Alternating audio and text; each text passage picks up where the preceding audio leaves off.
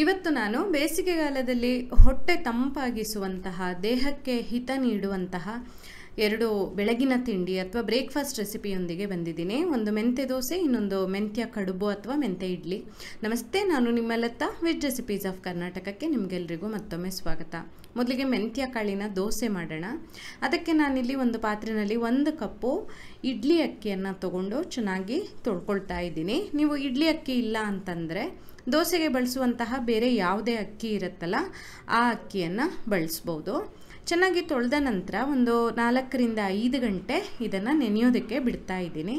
ಹಾಗೆಯೇ ಇನ್ನೊಂದು ಪಾತ್ರೆಯಲ್ಲಿ 2 ಟೇಬಲ್ ಚಮಚದಷ್ಟು ಮೆಂತ್ಯ ಕಾಳನ್ನು ಸಹ ಚೆನ್ನಾಗಿ ತೊಳೆದು 4 ರಿಂದ 5 ಗಂಟೆ ನೆನೆಯೋದಕ್ಕೆ ಬಿಡ್ತಾ ಇದ್ದೀನಿ. ಈಗ 1 ಟೀ ಸ್ಪೂನ್ ಅಂದರೆ 5 ml, 1 ಟೇಬಲ್ ಚಮಚ ಅಂದರೆ 15 ml ನೀವು ನೋಡಿಕೊಂಡು ಮೆಂತ್ಯನ ತಗೊಳ್ಳಿ. ಇಲ್ಲಿ ಇವೆರಡು ಈಗ ಚೆನ್ನಾಗಿ ನೆಂದಿದೆ. ಇದನ್ನು ನಾವು ಮಿಕ್ಸಿಯಲ್ಲಿ ರುಬ್ಕೊಳ್ಬೇಕು. ಬೇಸಿಗೆಗಾಲ ಆಗಿರುವಾಗ ಬರೀ ಮೆಂತ್ಯ ಹಾಕಿದ್ರೂ ಸಾಕಾಗತ್ತೆ.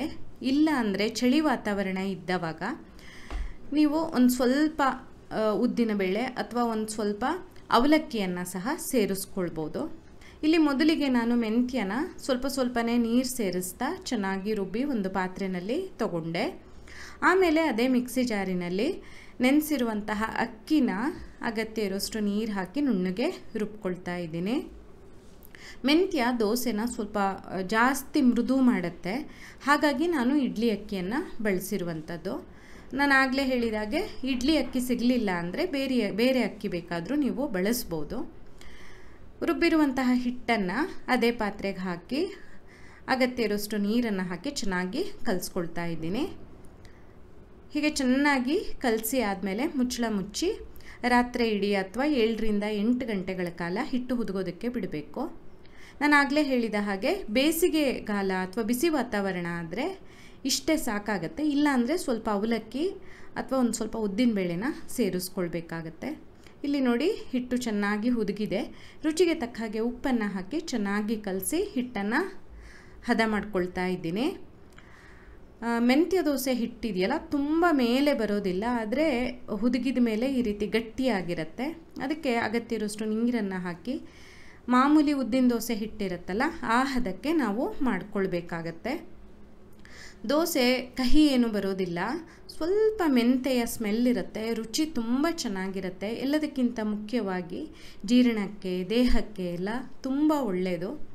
ಮೆಂತ್ಯ ಕಾಳು ಆರೋಗ್ಯಕ್ಕೆ ಅನೇಕ ರೀತಿಯಲ್ಲಿ ಒಳ್ಳೆಯ ಲಾಭಗಳನ್ನು ಕೊಡುತ್ತೆ. ಮೇಲಿಂದ ತುಪ್ಪ ಹಾಕಿ ಕಾಯಿಸಿ ನಿಮ್ಮಿಷ್ಟದ ಚಟ್ನಿಯೊಂದಿಗೆ ಬಡಿಸಿದ್ರಾಯಿತು. ಇನ್ನು ಮೆಂತ್ಯ ಇಡ್ಲಿ ಮಾಡೋದು ಹೇಗೆ ನೋಡೋಣ.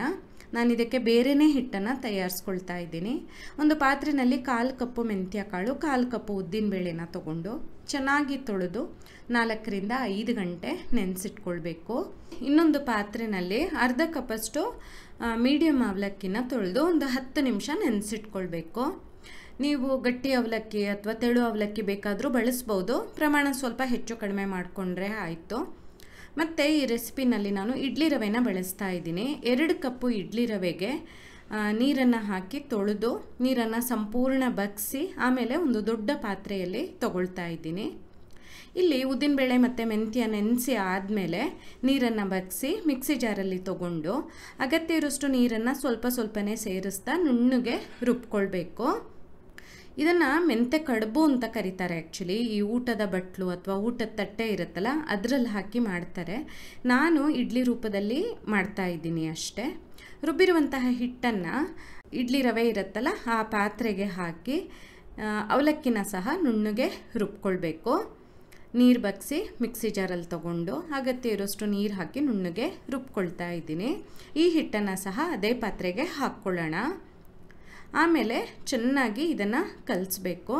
ನೀರನ್ನು ಜಾಸ್ತಿ ಹಾಕಬೇಡಿ. ನಾವು ಇಡ್ಲಿ ರವೆ ಎಲ್ಲ ತೊಳ್ಕೊಂಡಿರ್ತೀವಲ್ವ, ಬೇಕಾದಷ್ಟು ನೀರಿರುತ್ತೆ. ಹಾಗಾಗಿ ಒಮ್ಮೆಗೆ ಜಾಸ್ತಿ ನೀರನ್ನು ಹಾಕಬೇಡಿ. ಚೆನ್ನಾಗಿ ಕಲಸಿ ಮಾಮೂಲಿ ಇಡ್ಲಿ ಹಿಟ್ಟಿರುತ್ತಲ್ಲ ಆ ಹದಕ್ಕೆ ಮಾಡಿ ಒಂದು ಮುಚ್ಚಳ ಮುಚ್ಚಿ 7 ರಿಂದ 8 ಗಂಟೆಗಳ ಕಾಲ ಹಿಟ್ಟು ಹುದುಗೋದಕ್ಕೆ ಬಿಡಬೇಕು. ಚಳಿಗಾಲ ಆದರೆ, ಚಳಿ ವಾತಾವರಣ ಆದರೆ ಒಂದು ಸ್ವಲ್ಪ 12 ಗಂಟೆವರೆಗೂ ಬೇಕಾಗ್ಬೋದು. ಬೇಸಿಗೆ ಆದರೆ 7 ರಿಂದ 8 ಗಂಟೆ ಸಾಕಾಗುತ್ತೆ. ಮಾರನೇ ದಿವಸ ರುಚಿಗೆ ತಕ್ಕ ಹಾಗೆ ಉಪ್ಪನ್ನು ಹಾಕಿ ಚೆನ್ನಾಗಿ ಕಲಸಿ ಇಡ್ಲಿಯನ್ನು ಮಾಡಿಕೊಂಡ್ರೆ ಆಯಿತು. ನೋಡಿ, ಇಷ್ಟು ದಪ್ಪ ಹಿಟ್ಟನ್ನು ನಾನು ಮಾಡ್ಕೊಂಡಿದ್ದೀನಿ. ತುಪ್ಪ ಹಚ್ಚಿರುವಂತಹ ಇಡ್ಲಿ ಪ್ಲೇಟಿಗೆ ಹಿಟ್ಟನ್ನು ಹಾಕಿ ಒಂದು ಆವಿ ಎಲ್ಲ ಬರೋಕ್ಕೆ ಶುರು ಆದಮೇಲೆ ಒಂದು 10-12 ನಿಮಿಷ ಬೇಯಿಸಿದ್ರೆ ಸಾಕಾಗುತ್ತೆ. ಇದು ತಿಂದರೆ ನಿಮಗೆ ತುಂಬ ಹೊಟ್ಟೆಗೆ ಹಿತ ಅನಿಸುತ್ತೆ, ಜೀರ್ಣಕ್ಕೆಲ್ಲ ತುಂಬ ಸಹಾಯ ಆಗುತ್ತೆ. ಬೇಸಿಗೆಲಂತೂ ಖಂಡಿತ ಟ್ರೈ ಮಾಡಲೇಬೇಕು ನೀವು ಈ 2 ರೆಸಿಪಿಗಳನ್ನು. ಖಂಡಿತ ಟ್ರೈ ಮಾಡಿ. ನಿಮ್ಗೆ ಇಷ್ಟ ಆಯ್ತಾ ಅಂಥೇಳಿ. ನಿಮ್ಗೆ ಈ ವಿಡಿಯೋ ಇಷ್ಟ ಆದಲ್ಲಿ ಲೈಕ್ ಮಾಡಿ, ಶೇರ್ ಮಾಡಿ, ಕಮೆಂಟ್ ಮಾಡಿ, ಹಾಗೆ ನಮ್ಮ ಚಾನಲಿಗೆ ಸಬ್ಸ್ಕ್ರೈಬ್ ಮಾಡೋದನ್ನು ಮರಿಬೇಡಿ. ಧನ್ಯವಾದಗಳು.